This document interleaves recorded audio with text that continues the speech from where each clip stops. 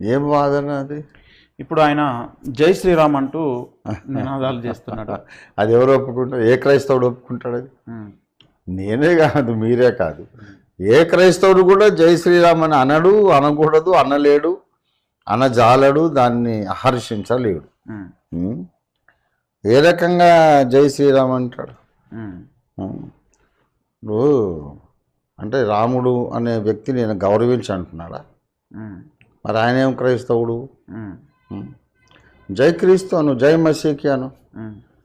అంతేగాని వాళ్ళు praise the lord అన్నారు అని కనుక నేను జై శ్రీరామ్ అన్నాను. నన్ను గౌరవించి వాళ్ళు ప్రైజ్ ద లార్డ్ అన్నప్పుడు వాళ్ళని గౌరవించి నేను జై శ్రీరామ్ అనడంలో ఏం తప్పులేదు కదా అని వాదిస్తున్నాడు ఆయన. అది వెరీ రాంగ్ లాజిక్, అది రాంగ్ ఆర్గ్యుమెంట్. అది ఆయన ప్రైజ్ ద లార్డ్ అన్నాడు అని